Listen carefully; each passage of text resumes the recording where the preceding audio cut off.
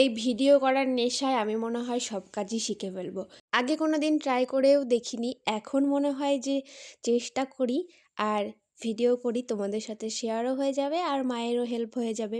আজকে মায়ের হেল্প নয়, মায়ের ছিল শরীর খারাপ, সেই কারণে পুরোটাই আমি নিজের হাতেই করেছি।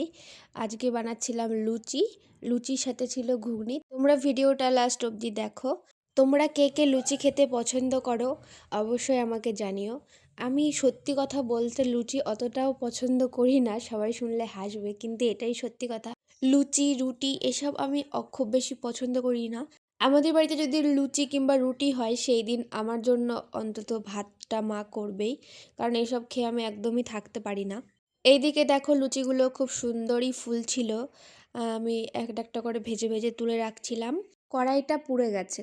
আমি বসে বসে লুচি ভাজছিলাম আর বলছিলাম আমার মাথায় এক গাদা তেল দেওয়া রয়েছে, এই জন্য আমাকে পাগলের মতো লাগছে। আর পিছনে দেখতে পাচ্ছ কত সুন্দর কাঠ ভেঙে ভেঙে রেখেছে, এগুলো আমাদের বাগানেরই আম কাঠ। এদিকে দেখো আমার ঘুগনি রান্নাও কমপ্লিট হয়ে গেছে। অনেকে বলতে পারো এর কালারটা এরকম কেন, কারণ কাঁচা লঙ্কা দিয়ে করেছিলাম, শুকনো লঙ্কা আমরা খুব কম খাই সেই কারণে। আর এইদিকে আমার রান্না বান্না সব কমপ্লিট, আমি সবাইকে খেতে দিয়ে দিচ্ছিলাম। আর যেহেতু বাড়ির সব কাজ এখন আমাকেই করতে হচ্ছে সেই কারণে আমি সবাইকে পাতায় খেতে দিয়ে দিয়েছি, যাতে আমার থালা বাসন মাজতে না হয়। আমি সবাইকে একসাথে দিয়ে দিচ্ছিলাম এখানে। আর সবাই মিলে অনেক দিন পরে খাচ্ছিলাম, খুব ভালোও লাগছিল, আনন্দ হচ্ছিল, অনেক গল্পও হচ্ছিল। এদিকে দেখো সবাই বসে পড়েছে খাওয়ার জন্য। আমি সবাইকে জোর করে করে রিভিউ নিচ্ছি, বলছে ভালো হয়েছে, কিন্তু আমি ভিডিওতে বলতে পারবো না। আমি বলছিলাম না, সবাইকে তো রিভিউ দিতেই হবে।